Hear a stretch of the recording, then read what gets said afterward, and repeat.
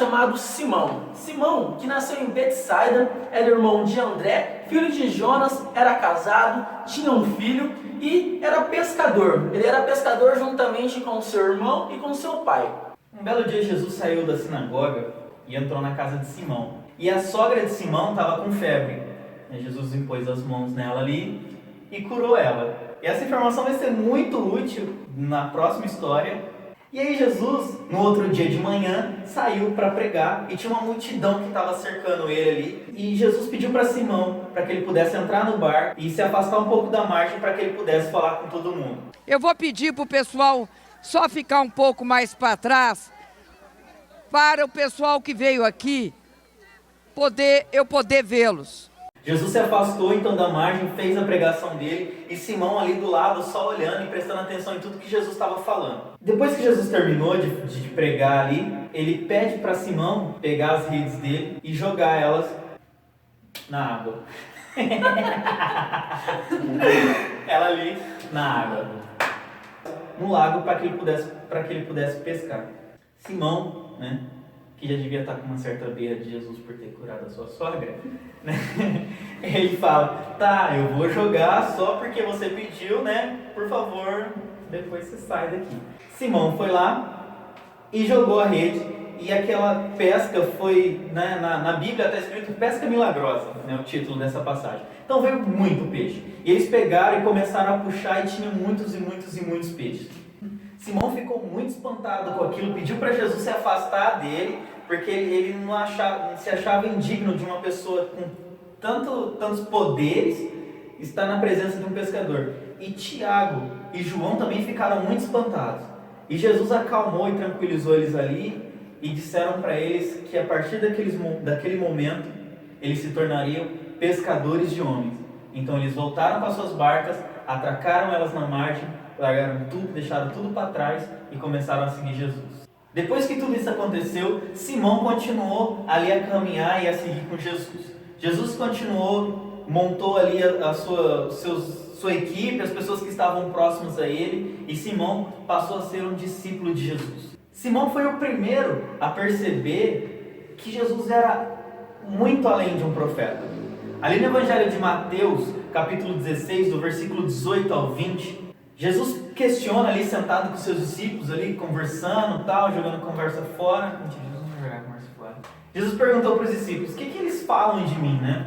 Os discípulos responderam, uns dizem que é Elias, outros dizem que é um dos profetas. E Jesus questionou, e vocês, quem dizem que eu sou?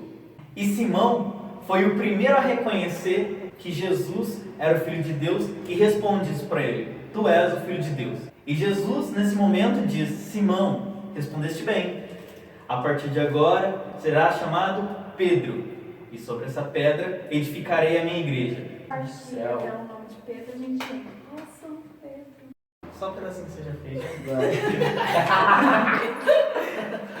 Tudo que ligares na terra será ligado no céu, e tudo que desligares na terra será desligado no céu. E a partir daí, Simão tem essa transformação. A vida dele começa a se transformar ainda mais por completo quando Jesus troca o seu nome e começa a te chamar de Pedro. E ele começa a se tornar essa pedra na qual foi edificada a nossa igreja católica, apostólica e romana. Então, algumas das características de Pedro é que Pedro ele era pescador. Mas Pedro não era só um simples pescador. Ele pescava com seu pai e com seu irmão. Então, portanto, eles tinham uma frota de pesca. Então, Pedro ele era um empreendedor. E Jesus chama ele com essas características.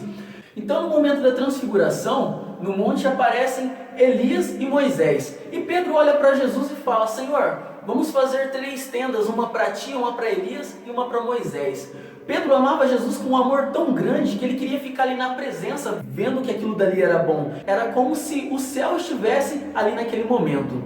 Então Pedro amava muito Jesus e demonstra nessa passagem. Então, na parte do lava-pés, quando Jesus vai até Pedro para lavar os seus pés, Pedro se acha indigno que o mestre lavasse os seus pés. E Jesus diz para ele então, Pedro, se eu não fizer isto, não terás parte comigo.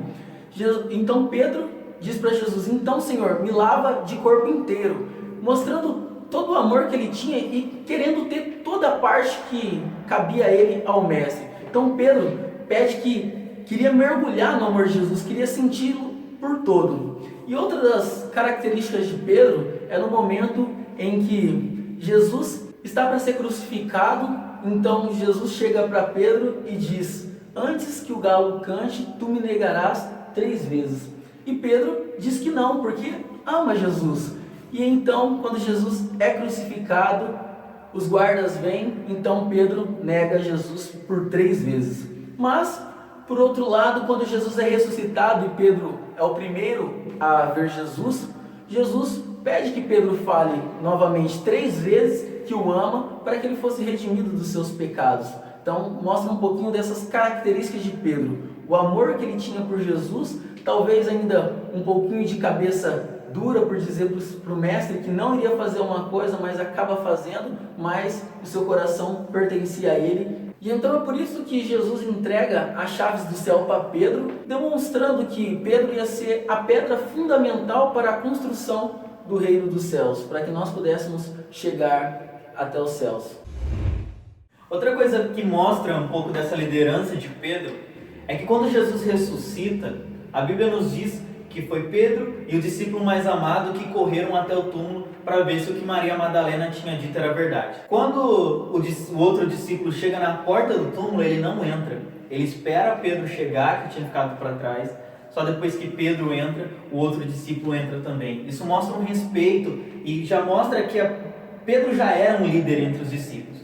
Então Pedro vê que Jesus de fato não está mais ali, volta e começa a fazer conforme Jesus tinha dito para ele fazer.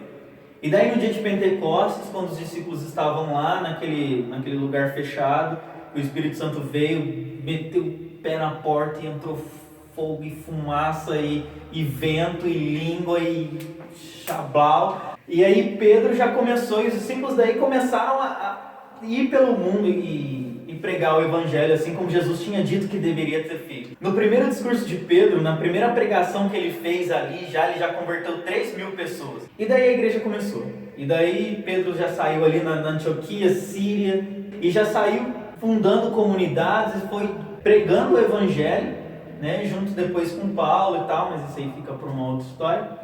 Né? Então Pedro já começa a igreja ali. E Pedro, ele foi o primeiro papa, né? Ele foi... Quando Jesus disse que sobre aquela pedra seria fundada a igreja, né, como líder dos apóstolos. Os apóstolos começaram a nossa igreja logo depois de Pentecostes, então Pedro foi o primeiro bispo de Roma, né, então é o primeiro papa. Ele foi sucedido depois por Lino, né, Pedro morreu por volta do ano de 67 depois de Cristo.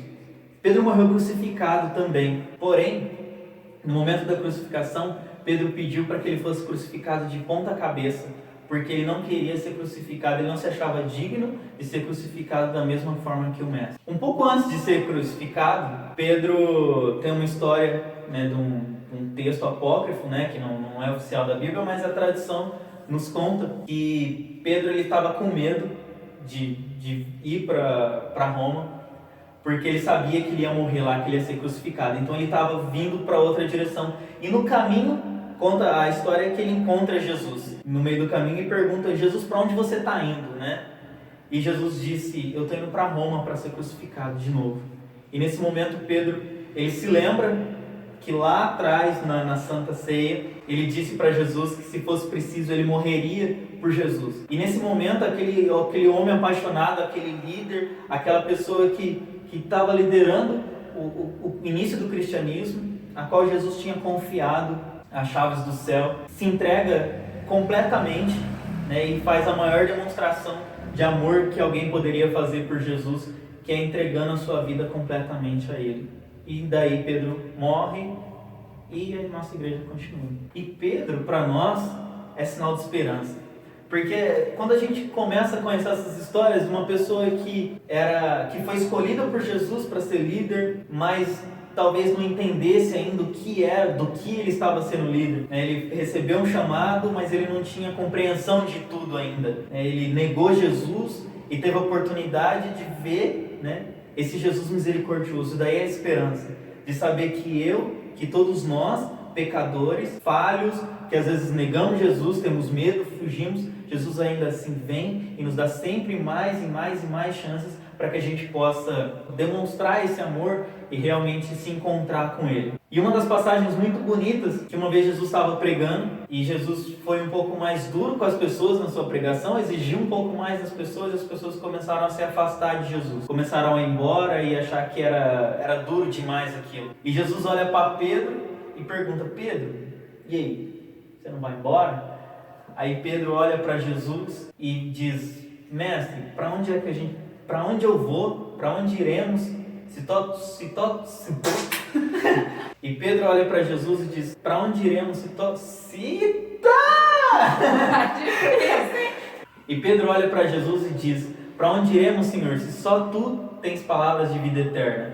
Então Pedro mostra ali ser uma pessoa extremamente já decidida a seguir esse Jesus até o fim e até as últimas consequências. E esse é um pouquinho só da história dessa pessoa maravilhosa que foi Pedro. A gente tentou fazer um resumo, né, dentro da nossa limitação aqui de poder explicar tudo isso, né? Então, espero que vocês tenham gostado.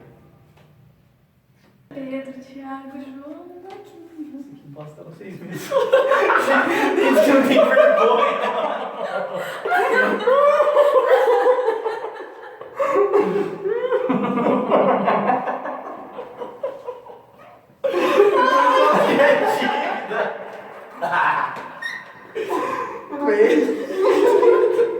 Ela fez o gatinho. Ai, meu Deus. Mano, eu tenho que ir até no banheiro agora, gente. Eu falei, Eu vou até parar.